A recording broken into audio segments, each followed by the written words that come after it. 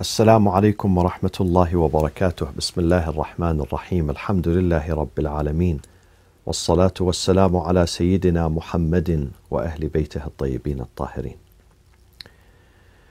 When Imam Hassan alayhi salam left Kufa for the city of Medina, his birthplace, his hometown, Muawiyah, to consolidate his rule and to further frame the people around him and brainwash the Ummah,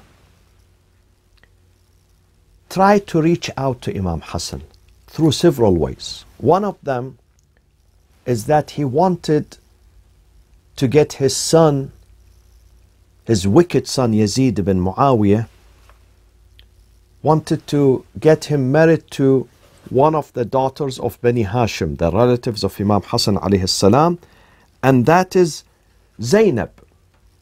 Which Zainab? Zainab, the daughter of Abdullah ibn Ja'far ibn Abi Talib.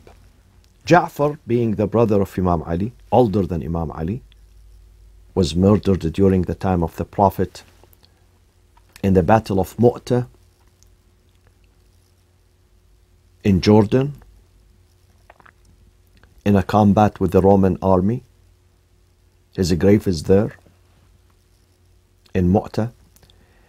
And he had a son called Abdullah. Abdullah was married to Zainab, his first cousin, Zainab, the daughter of Imam Ali alayhi salam. And she had a daughter. Now, whether this daughter Zainab is from also Zainab, the daughter of Imam Ali, or from another wife, I really don't know. But the father is Abdullah ibn Ja'far. The father is the husband of Zainab, the daughter of Imam Ali. Maybe he had another daughter from another marriage, not his marriage with Zainab, the daughter of Imam Ali. So her name was also Zainab. So Muawiyah sent to a request to his governor on Medina, a man by the name of Marwan ibn al-Hakam, a very immoral person, very cheap person.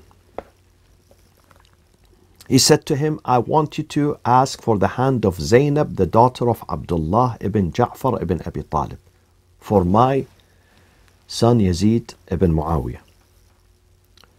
Abdullah ibn Ja'far said, our leader here, the leader of Bani Hashim of Imam Hassan, and I have to ask him. I cannot answer you. We go to our boss and our leader. This is the leader of our family. So Marwan ibn al-Hakam pleaded to Imam Hassan to accept this proposal. And he said, look at Muawiyah and his mentality. It's all about money. It's all about dunya. He said, first of all, we will give her the sadaq, the mahar, meaning the dowry, a huge, whatever her father Ja'far asks for money.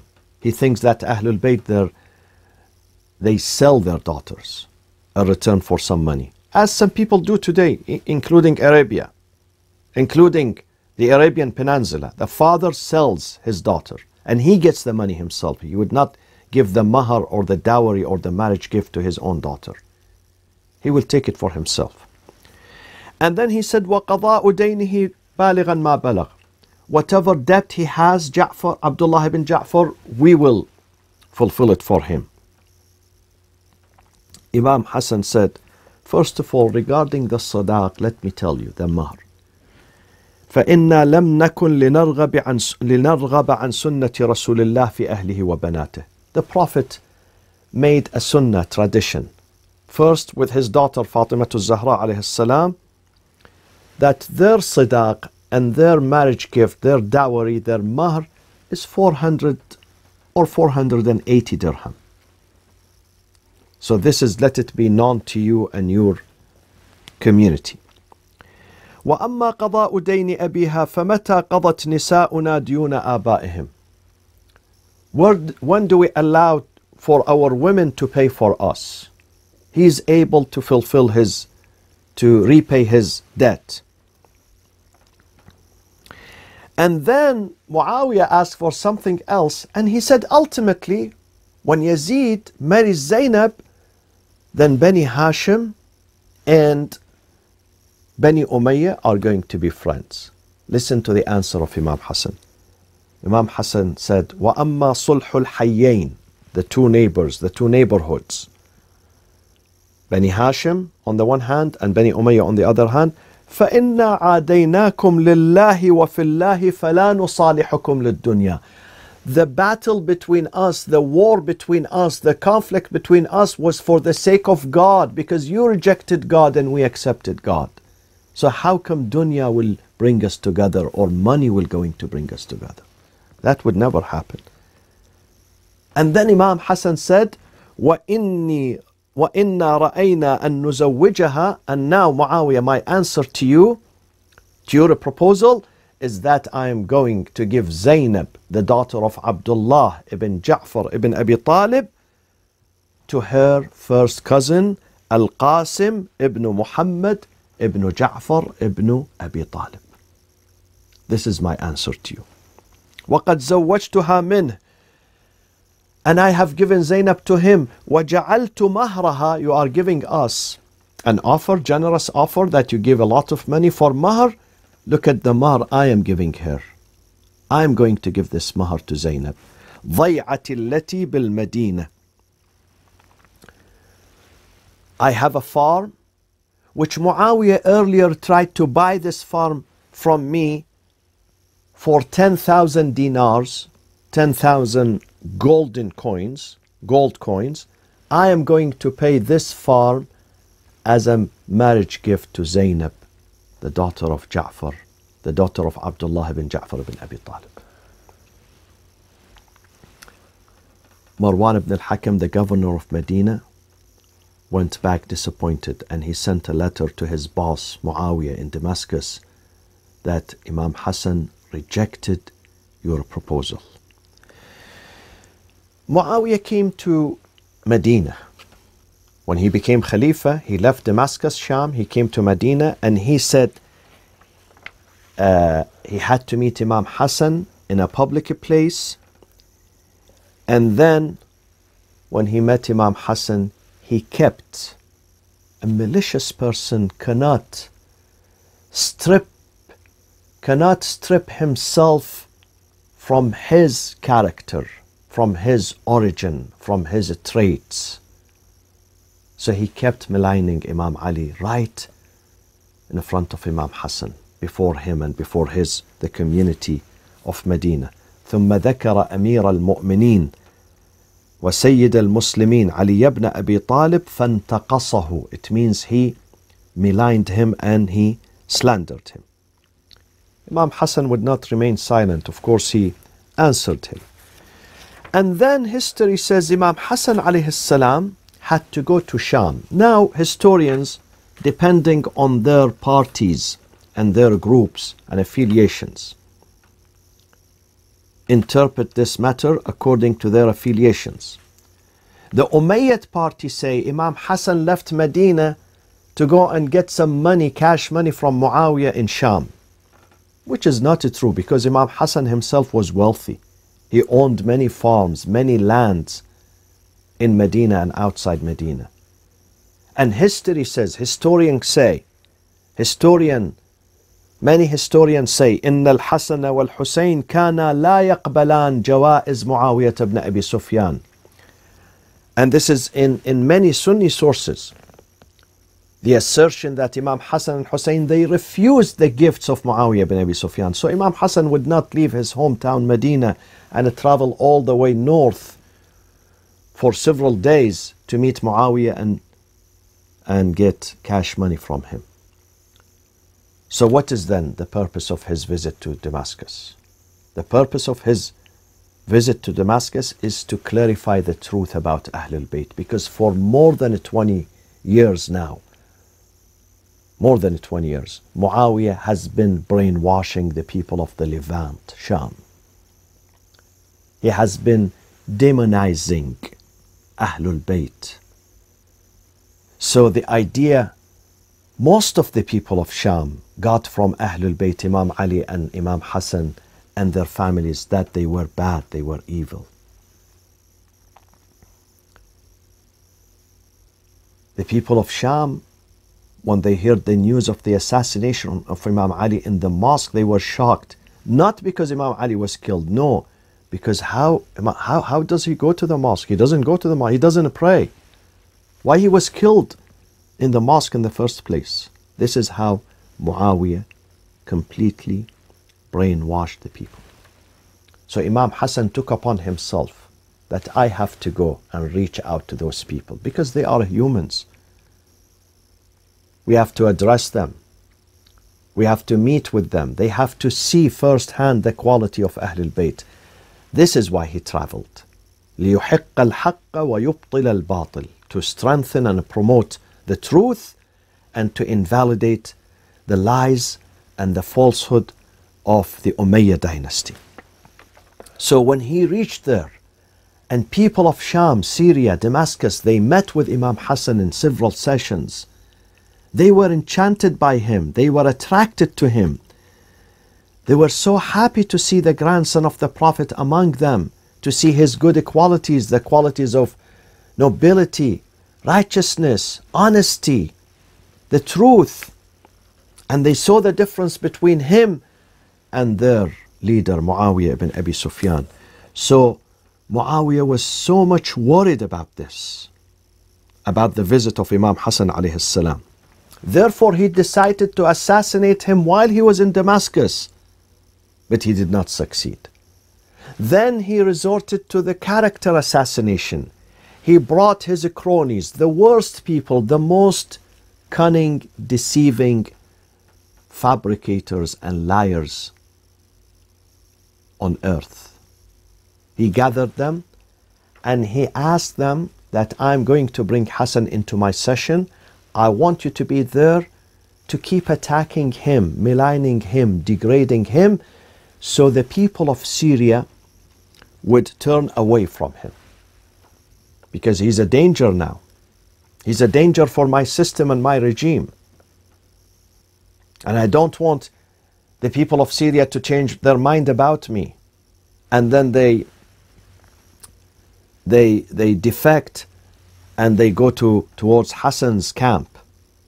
So I want you to come and character assassinate him. So he gathered those people. Who were they? A group of liars, a group of hypocrites. Amr ibn al-As, Al-Mughira ibn Shu'bah, Marwan ibn al-Hakam, Al-Walid ibn Uqbah ibn Abi Ma'it, Ziyad ibn Abih. You know why he's Ibn Abih? Because he doesn't have a father. When he was born, 4 men claimed that this is their biological son. His mother had slept with at least half a dozen. At that time, there were no DNA to make a test to see who was the biological father. At the end, Abu Sufyan said, well, you know what? He's my son. So they called him Ziyad ibn Abi Sufyan. But they did not know about the real identity of his biological father. Abdullah ibn Zubair. Those people gathered and they started attacking the Imam. There were 2 public debates between Imam Hassan alayhi salam on the one hand, on the other hand, Muawiyah bin Abi Sufyan and his cronies that I have just mentioned their names in Damascus in Syria. And they were attacking the Imam, one after the other. The Imam would say short sentences, but very powerful, very true, very decisive, shaking the foundations of the Umayyad regime in Damascus. Imam said to Muawiyah, لَشَرَّ مَا عَلَوْتَ يَبْنَ آكِلَةَ الْأَكْبَادِ. It's evil, your arrogance, your haughtiness in the land is indeed an evil act. الْمُجْتَمِعُونَ عَلَيْكَ. Let me tell you, those who gather around you are only of two groups. There is no third group. Either بين مطيع ومكره. Either someone who obeys you and he loves you and supports you, or someone who has been forced to follow you. فَالطَّائِعُ لَكَ عَاصٍ لِلَّهِ تَعَالَى. Definitely the one who obeys you and loves you is disobeying God. وَالْمُكْرَهُ مَعْذُورٌ بِكِتَابِ اللَّهِ. But the one who has been intimidated and forced to follow you is forgiven in the book of God. وَحَاشَى لِلَّهِ. Beautiful sentence. Imam Hassan says, Muawiyah, I don't even compare myself to you. There is no way, there is no comparison between me and my family and you and your family.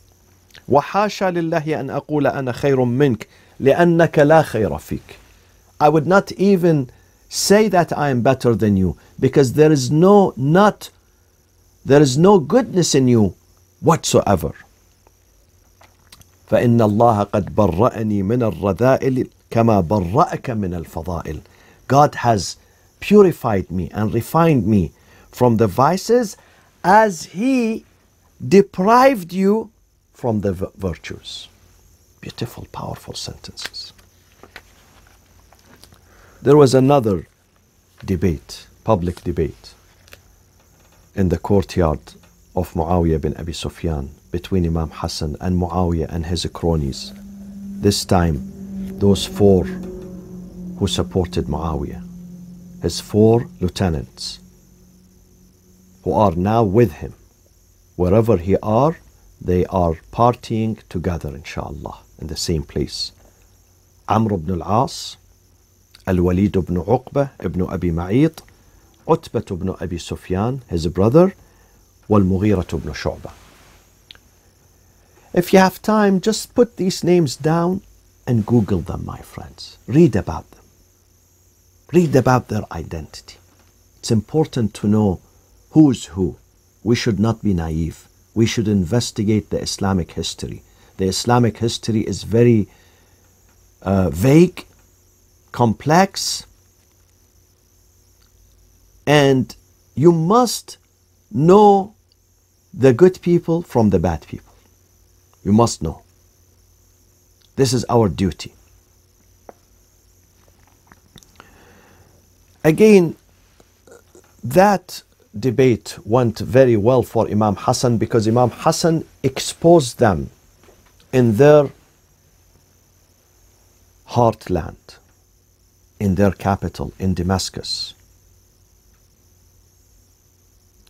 He exposed them before the people, and this allowed for some people of Sham to go back to their senses and follow the truth.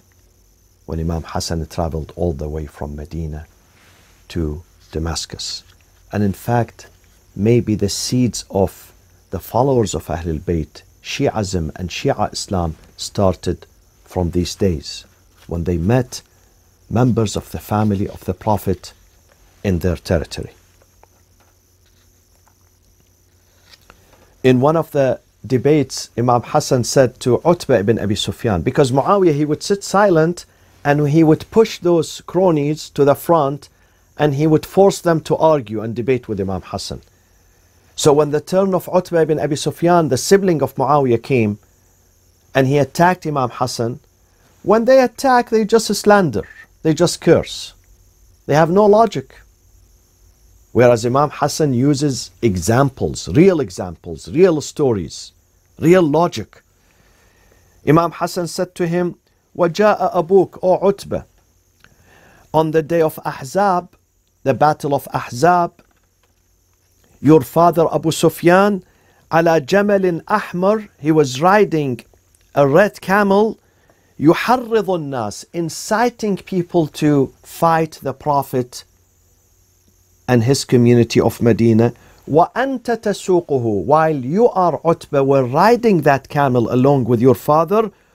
أَنْتَ تَسُوقُهُ, you Muawiyah were riding that camel with your father. وَأَخُوكَ عُتْبَةٌ يَقُودُهُ, and Utbah was guiding that, taking the reins of that camel and guiding it. So the father and the two sons,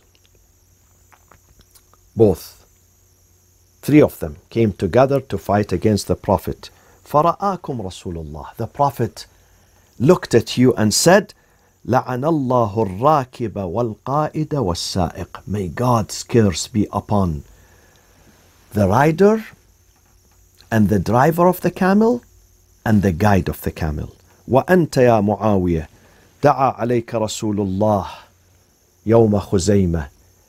The Prophet prayed against you, and this prayers is remaining till the day of judgment, when he said about you, Allahumma la tushbi' batnah. Because he kept calling upon you, you were eating. The second time, you were still eating. The third time, they came back to the Prophet. They said, he's still eating. The Prophet said, may God never fill his stomach. May his stomach never feel satiated or full. And this is what happened.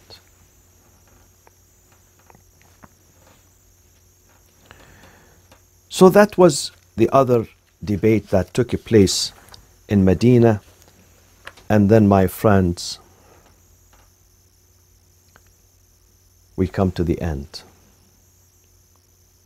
How was Imam Hussein murdered by Muawiyah bin Abi Sufyan? How was Imam Hassan alayhi salam murdered by Muawiyah bin Abi Sufyan? Imam Hussein was murdered by Yazid, by his son. How did that happen? We will hear it in our last episode, inshallah. Wassalamu alaikum wa rahmatullahi wa barakatuh.